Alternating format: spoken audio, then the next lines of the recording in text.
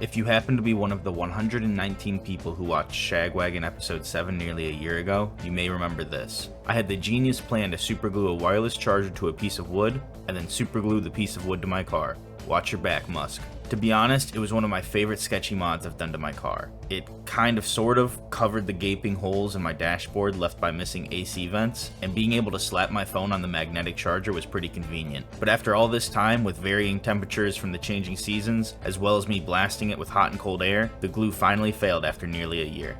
Being much more mature than I was back then, and now having a 3D printer, I decided to go the more professional route and make a more permanent solution. I wanted to design and print a vent cover that would block anything from falling down the gaping holes, as well as hold my wireless charging puck. I started by taking some measurements of what I had to work with, and began brainstorming the best way to attach the part to my dashboard. I also grabbed the dimensions of the charging puck, I'll deal with the glue later. Armed with some dimensions that look like a schizophrenic's prison escape plan, I got to work drafting. I liked the idea of using these existing slots as a way to hold the part in place, so I started there and mocked up a rough idea of how large the final part would be. As I prepared to print, I realized I've never designed or developed a product before. 6 hours is a long time to wait for a rough draft, and knowing my initial dimensions were most likely not going to be a perfect fit, I went back to drafting. I wanted to get a solid idea of how close my dimensions were for the openings, so I thought about saving some plastic by cutting holes out, but this still seemed wasteful. Instead, I decided to perfect my integration with the two slots and work from there. Much better. While it printed, I pried off the charging puck and cleaned off the old glue. Being the moron I am, I forgot to plug in my laptop and it died, causing the printer to give up and leave me with scrap. Or so I thought. I used this piece to see how close I was to the correct height and went back and changed the part to fit better, and cut out some holes to save some more plastic. My measurements were off and the pegs were too big to fit in their holes, so I remade the part again and I went to test the fit and I couldn't get it to sit flush. That's when I realized the two slots have different depths, so I used the part I had to help measure the depth of each hole and took some more measurements, and then used those measurements to make the top peg shorter than the bottom one. This time it fit nice and snug, but as I was taking more measurements and brainstorming, disaster struck. The gaping hole took its first victim. Using my quick thinking, I used a micrometer to... Nice, dude. No matter. Using my quick thinking, I put gum on the end of a metal rod? You fucking idiot. Fucking gum fell off. There's gum and a piece of fucking 3D printed plastic in my air vents now.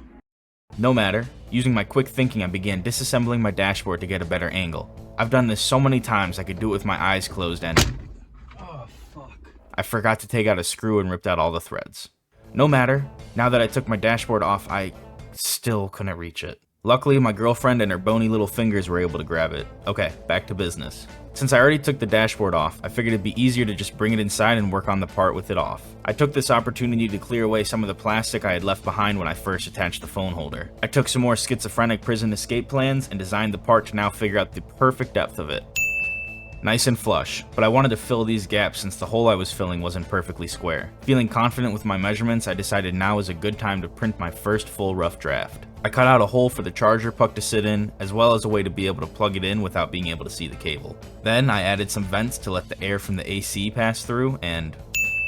looking pretty good so far. The charger puck hole needed a bit of resizing, but that would be easy. It was here I realized my initial plan to only have it mounted using the two slots just wouldn't be sturdy enough. I tried tapering off the top and the bottom of the part to make it perfectly flush, but since the top and bottom weren't on the same plane, I decided I'd rather have a perfectly clean flat front rather than perfect it by a couple millimeters. So instead I added these tapered edges to make it blend in better. I also tapered the vents a bit to get rid of the sharp edges.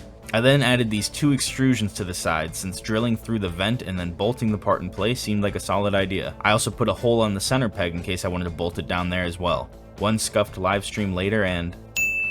I decided to work on it during my break at work, and somehow I had made the bottom peg too long. Not anymore. Then I tried my best to line up my drill with the hole in the part and...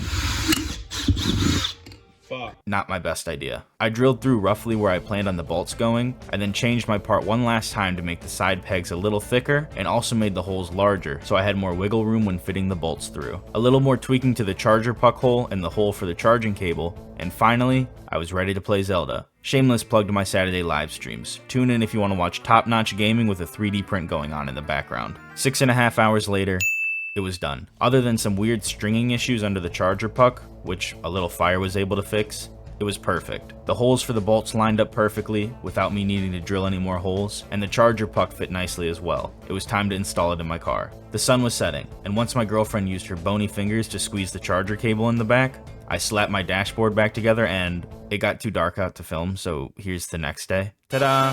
Here it is in its final form. The vent holes are covered, the charging pad works great, and the bolts are holding everything so securely that it feels like it was part of the car originally. It doesn't look original to the car, but it blends in well enough that I already hardly notice it, which is kind of the theme of this car. Any first-gen Honda Pilot owners with gaping holes, feel free to shoot me an email if you're interested in me filling them for you. Look forward to more custom 3D prints. I'm going to try to create a couple things each month, with a video like this one to accompany it, as well as print progress during my live streams, attempting to better myself at 3D drafting and product development in the process. Hopefully you found this video quality, and until next time, take care.